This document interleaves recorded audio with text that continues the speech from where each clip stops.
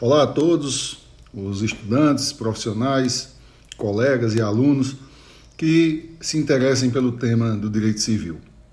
Nós vamos mais uma vez nesse encontro tratar sobre o direito civil das obrigações. E uma vez que na última aula nós já superamos, nós já vimos todas as questões alusivas ao pagamento ordinário, nós vamos inaugurar a partir de agora as relações ou as tratativas que dizem respeito exatamente aos pagamentos especiais, beleza? A gente vai começar a falar o que é o pagamento especial, em seguida vai fazer uma abordagem sobre as espécies de pagamentos especiais e nós vamos dividi-los em duas aulas. A primeira aula nós vamos abordar aí pelo menos uns 3 ou 4 tipos de pagamentos especiais e na próxima aula, no próximo encontro, a gente termina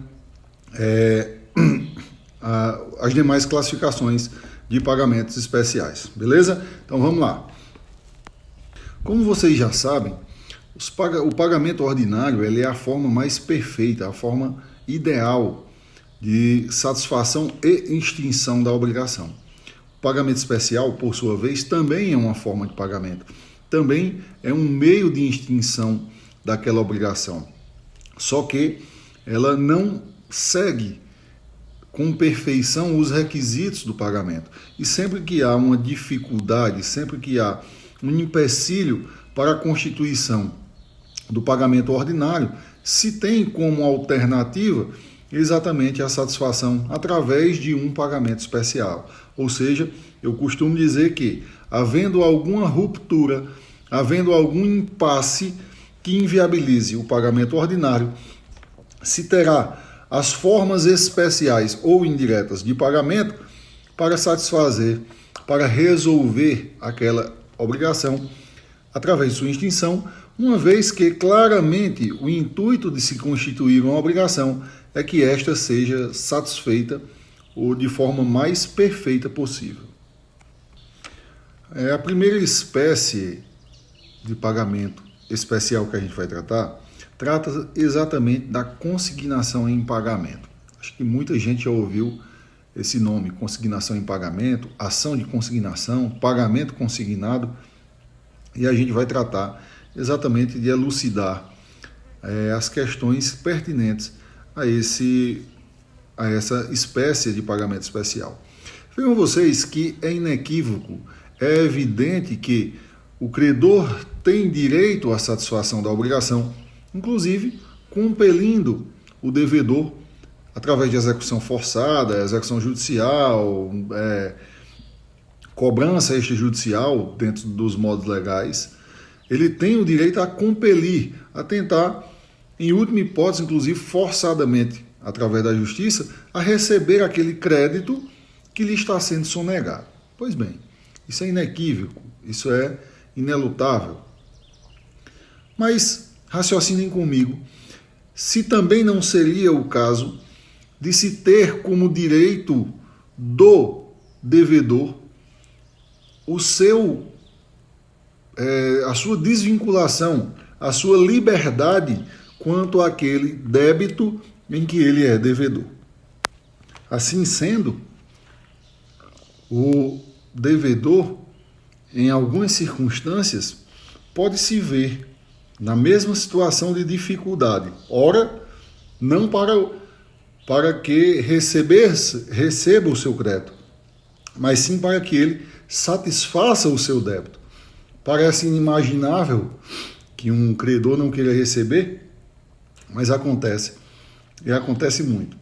Além dessas hipóteses do credor se recusar a receber, ou mesmo se recusar a dar a devida quitação, conforme nós vimos lá na prova do pagamento, é direito à retenção do pagamento por parte do devedor, caso o credor não forneça a quitação, vocês vão ver que haverão hipóteses em que existirá dúvida a quem se deva pagar ou exista um litígio sobre o objeto do pagamento, ou mais, não se sabe aonde encontra-se o credor para que este receba aquele crédito. Todas essas situações geram uma possibilidade de não pagamento por parte do devedor e ele corre o risco de se inserir em mora, em atraso no pagamento e, com isso, ter uma série de repercussões próprias do inadimplemento parcial, que é a mora.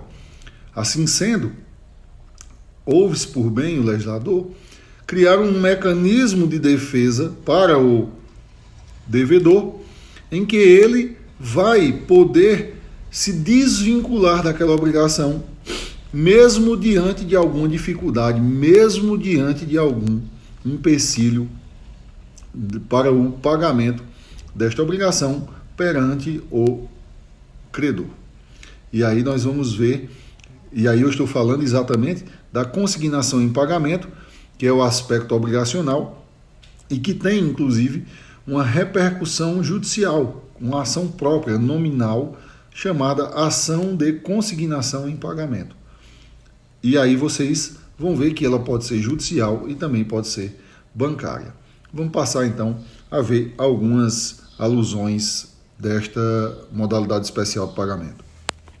Eu acho que é interessante, a primeira coisa que a gente vem a tratar seria exatamente a denominação das partes da consignação. Aquela pessoa que é o devedor, que está encontrando algum obstáculo para fazer a consignação, ele é denominado consignante, que vai promover, por exemplo, a ação de consignação.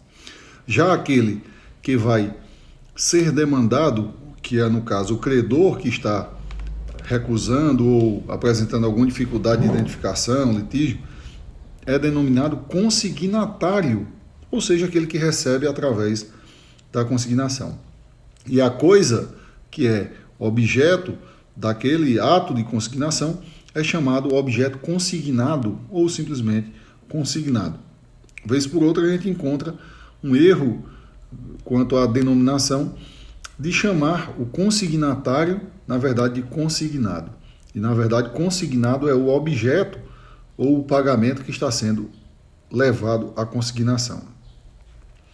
Assim, conceitualmente, a consignação em pagamento se trata exatamente do instrumento jurídico colocado à disposição do devedor para que ele tenha liberalidade na sua utilização de ver-se desvinculado daquele débito, seja por recusa do credor, seja por dificuldade de identificação, etc., etc., desde que, havendo esta dificuldade, o devedor pode lançar mão, pode se utilizar da consignação para se ver liberado, se ver desassociado desse débito. Assim sendo, vale a gente mencionar a dicção lá do artigo 334 da consignação em pagamento, quando previsto no Código o seguinte: considera-se pagamento e extinção e extingue a obrigação o depósito judicial ou em estabelecimento bancário da coisa devida nos casos e formas legais. Vejam vocês, óbvio que o desiderato, a finalidade do pagamento em consignação é exatamente propiciar a liberação do devedor. E ele, de fato, tem já especificado no artigo 334 o efeito principal da consignação em pagamento. No artigo 335, obviamente, que nós vamos ter as hipóteses de cabimento da consignação em pagamento. Não é em qualquer espécie, não é em qualquer momento, não é sob qualquer circunstância que se permite a utilização da consignação em pagamento. E lá no artigo 335 ele vai tratar exatamente dessas questões. A consignação tem lugar, 1. Se o credor não puder ou, sem justa causa, recusar receber o pagamento ou dar quitação na devida forma. Ou seja, há uma impossibilidade para o credor receber, ou simplesmente ele se recusa a receber ou dar a quitação. Nesses termos, para que o devedor se veja liberado, se veja desonerado dessa obrigação, ele pode promover a consignação em pagamento. Já o inciso 2º fala: se o credor não for nem mandar receber a coisa no lugar, tempo e condição devidos. E aí nós temos evidentemente, que uma vinculação ao comparecimento no local do pagamento por parte do credor. O credor se omitiu em proceder o seu ato para receber aquele pagamento. E desta forma, por ele ter se omitido e para ver-se mais uma vez desonerado, desvinculado dessa obrigação, o credor, o devedor vai promover a ação de consignação com fundamento no inciso 2º do artigo 335. Inciso 3º. Se o credor for incapaz de receber, for desconhecido, declarado ausente ou residir em lugar incerto ou de acesso perigoso ou difícil. Nessas hipóteses, o devedor ele não é obrigado a se expor a riscos em locais perigosos. Ele também não é obrigado a, por exemplo, ficar com a coisa indefinidamente porque não sabe onde o credor se encontra.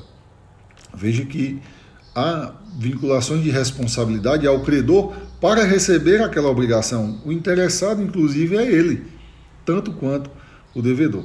Assim sendo, vocês vão ver que este débito, este valor, aquela coisa devida, ela vai poder ser objeto de consignação em pagamento. Já no inciso 4º, diz: se ocorrer dúvida sobre quem deva legitimamente receber o objeto do pagamento. E aí, eu gosto de trazer um exemplo, por exemplo, um caso sucessório. Eu sou locatário de uma casa e tem 2 irmãos que o dono da casa morreu, 2 irmãos que são os filhos daquele dono da casa, e eles vão efetivamente herdar aquela casa. E quem vai ficar recebendo o aluguel? O filho A ou o filho B? Nesse caso, para que eu não incorra em pagamento indevido, para que eu não incorra num pagamento perante pessoa que não deveria receber, correndo o risco de perder o que eu paguei, eu devo promover exatamente a consignação em pagamento perante essas pessoas para quem eu tenho dúvida a quem devo pagar. O inciso 5, por sua vez, diz: se pender litígio sobre o objeto do pagamento. Olha só, se houver dúvida quanto à quantidade, quanto quem deva receber, se aquele objeto, por exemplo, esteja sendo objeto de contenda judicial, de litígio específico entre as partes por aquele bem, eu não devo correr o risco de pagar a um e a justiça, na ação própria, dizer que quem deveria receber seria o outro. Então, o que é que eu faço? Faço a consignação em pagamento para me ver desvinculado desta obrigação. Assim sendo, vocês vão ver que isso vai gerar uma proteção ao ato de pagamento realizado pelo devedor. E o artigo 336 fala exatamente dos requisitos que a consignação, que o consignante deve observar ao fazer a consignação. Vejam só. Para que a consignação tenha força de pagamento, será mister, ou seja, mister quer dizer necessário, concorram em relação às pessoas, ao objeto, modo e tempo, todos os requisitos sem os quais não é válido o pagamento. Vejam vocês que o pagamento da consignação ele deve ser tal qual fosse o pagamento da obrigação. Eu não posso, evidentemente, usar a consignação para me privilegiar, para me eximir de pagar integralmente ou parcialmente. Esse não é o intuito da consignação, e sim trazer segurança à relação jurídica do pagamento, conforme estatuído pelo artigo 336. Um importante e controverso assunto é exatamente o aspecto da consignação de coisa incerta, coisa determinável, pendente de escolha. Óbvio que se nós temos uma coisa certa, determinada e já escolhida, o trâmite deste depósito, desta consignação, ela é muito mais simplificado, ele é muito mais perceptível. Mas aí se nós tivermos uma coisa que ainda não foi escolhida, e aí nós temos 2 hipóteses. A escolha caber ao devedor, simples, ele escolhe e consigna. Mas se a escolha couber ao credor, e aí este credor, como está litigando, está em local indeterminado, se recusa a receber, o mesmo fato se dará quanto à escolha. E aí nós teremos uma prejudicialidade, inclusive, à escolha. E como se dá a consignação nesse caso? E aí nós temos que ver o artigo 342 do Código Civil. Se a escolha da coisa indeterminada competir ao credor, será ele citado para esse fim, ou seja, escolher, sob condição de perder o direito e de ser depositada a coisa que o devedor escolher, feita a escolha pelo devedor, proceder-se-á como no artigo antecedente. Viu vocês? Se a coisa, se trata da entrega de algo corpóreo e esta coisa é incerta, o direito de escolher cabendo ao credor e ele está se omitindo. O devedor irá notificá-lo, notificado ele, caso ele não exercite o seu direito de escolha, ele perde esse direito de escolha, podendo o devedor realizar a escolha e, em seguida, quando a coisa se tornou certa, determinada pela concentração, ele procede ao processo de consignação ou a consignação extrajudicial, conforme seja o caso. Apenas para a gente não deixar sem comentar, existe também a possibilidade da consignação extrajudicial. E essa consignação extrajudicial está prevista lá na Lei 8.951 de 94, que posteriormente sofreu algumas modificações.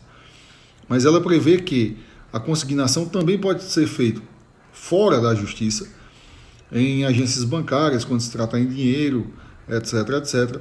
Eu acho que vale a pena vocês dar uma lida. Quero recordá-los que é muito, muito, muito raro que haja consignação extrajudicial. Eu, particularmente, em mais de 16 anos de advocacia, nunca vi, nunca presenciei.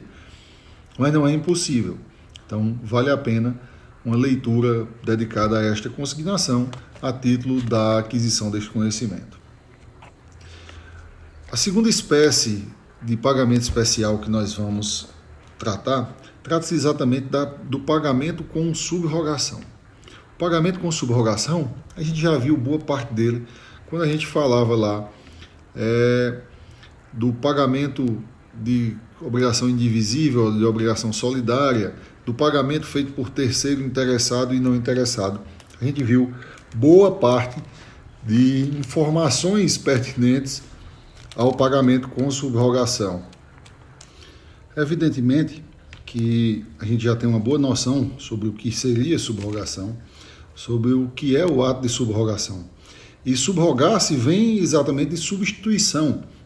E quando a gente fala em pagamento com subrogação, nós temos exatamente o pagamento com a substituição da figura do devedor ou do credor, conforme a gente vai ver a partir de agora.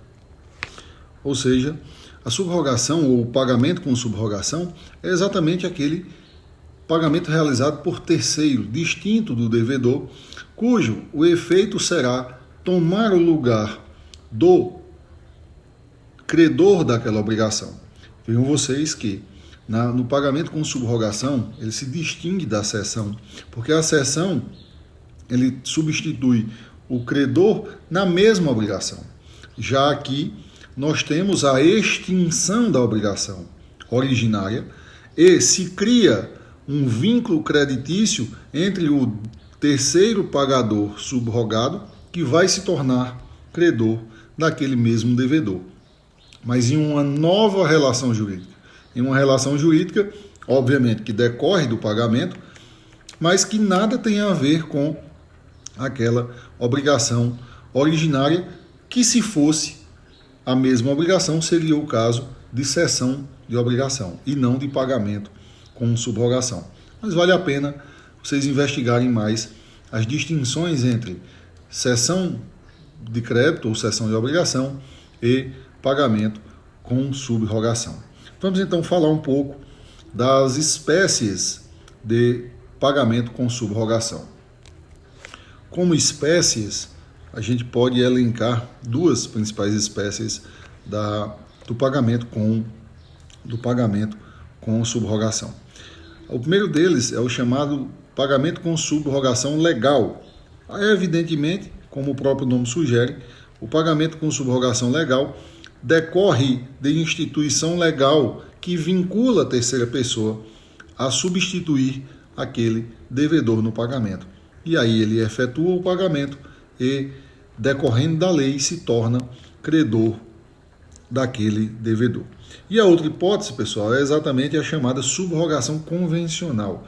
E a convencional nada mais é do que a convenção entre as partes, ou seja, há uma deliberação entre as partes para que haja o pagamento por um terceiro que vai assumir efetivamente o lugar de credor daquele devedor. Cuidado, não diga que ele vai assumir o local de credor da obrigação, porque aí seria uma cessão de crédito, mas sim que ele vai assumir a condição de credor daquele devedor. Vale a pena ainda a gente pincelar algumas questões aqui do nosso código. Veja o que diz o artigo 346. A subrogação opera-se de pleno direito em favor, ou seja, quem vai ter direito a subrogar-se? Inciso primeiro, do credor que paga a dívida do devedor comum. 2. Do adquirente de imóvel hipotecado que paga a credor hipotecário, bem como do terceiro que efetiva o pagamento para não ser privado de seu direito sobre o imóvel. Aí o caso de um locatário, por exemplo. Terceiro, do terceiro interessado que paga a dívida pela qual era ou podia ser obrigado no todo ou em parte. E aí vocês vão ver que o terceiro interessado, galera, volta exatamente aquelas alusões que a gente viu de quem pode pagar. E vocês lembram bem que o terceiro interessado, vindo ele a pagar, ele se subroga, ou seja, ele faz um pagamento com subrogação. E já o terceiro não interessado, ele não se subroga.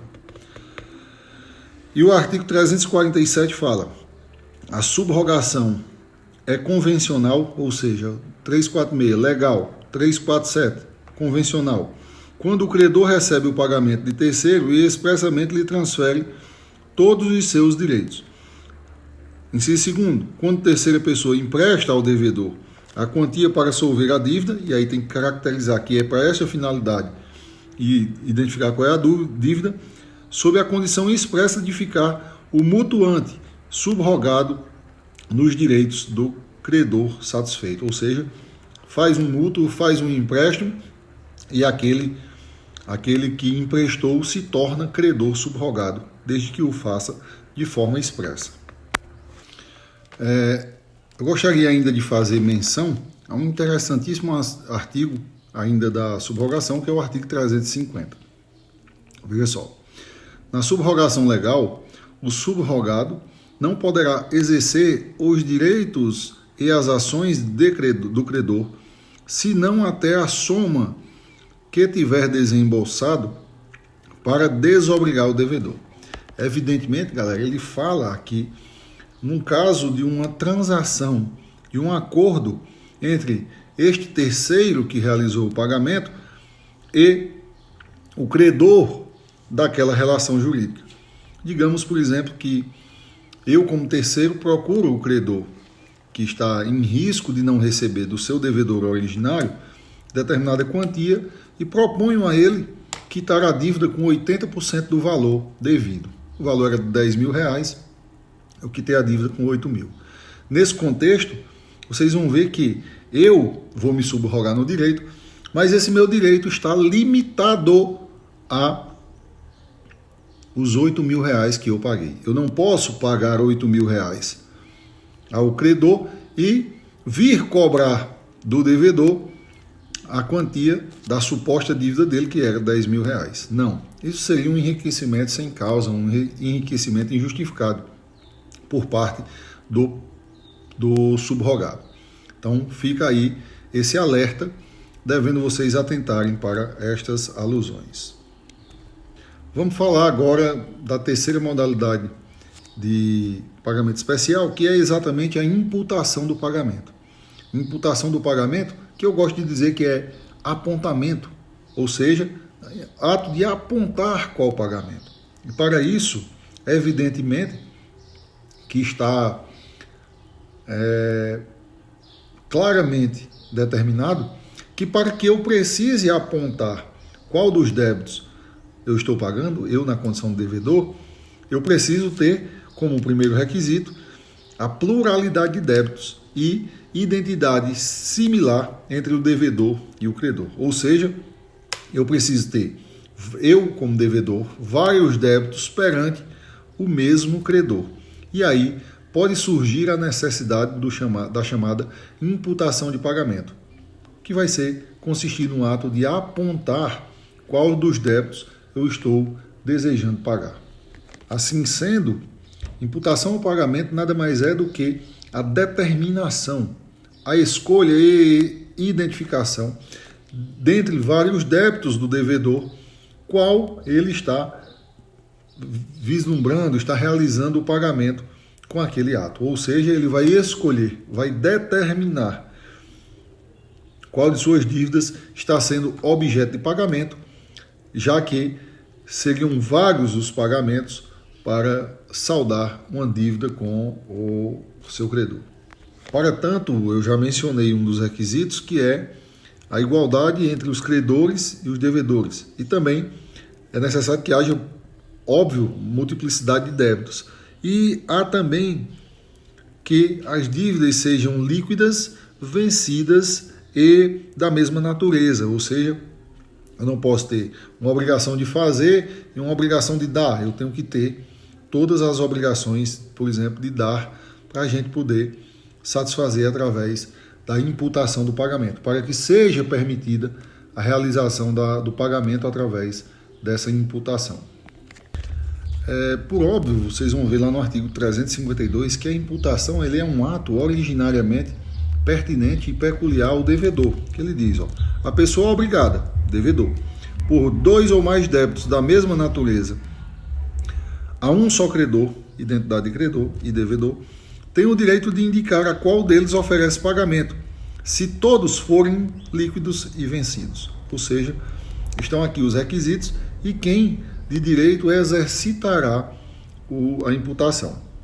O artigo 353, por sua vez, traz: não tendo o devedor declarado em qual das dívidas líquidas e vencidas quer imputar o pagamento, se aceitar a quitação de uma delas, não terá direito a reclamar contra a imputação feita pelo credor, salvo provando haver ele cometido violência ou dolo. Olha só. E aí nós surgimos exatamente as duas outras hipóteses de imputação. A imputação ela é própria do devedor, mas também pode se dar com a omissão deste devedor de duas outras formas, a chamada imputação legal ou a imputação do credor, imputação feita pelo credor. E essas imputações, elas terão espaço exatamente quando o devedor se omitir, a realizar a imputação de forma perfeita, ter-se-á exatamente a possibilidade de que o credor escolha qual das dívidas está sendo paga. E ainda teremos, lá no artigo 355, uma regra de imputação legal. Veja só. Se o devedor não fizer a indicação do artigo 352 e a quitação, que é a imputação feita pelo credor, for omissa quanto à imputação, ou seja, o credor não disse qual dos débitos ele deu quitação, esta se fará nas dívidas líquidas e vencidas em primeiro lugar, ou seja, as que estejam vencidas há mais tempo. E ainda traz uma outra possibilidade. Se as dívidas forem todas líquidas e vencidas ao mesmo tempo, a imputação far-se-á na mais onerosa, ou seja, se as dívidas têm o mesmo vencimento, o mesmo prazo de vencimento, elas vão ser legalmente deduzidas. Primeiro, da mais antiga, imputação legal. Segundo, se todas são ao mesmo tempo, na que seja mais onerosa. E onerosa, pessoal, é aquela que gere mais ônus para o devedor. Beleza? Por hoje vamos ficar por aqui.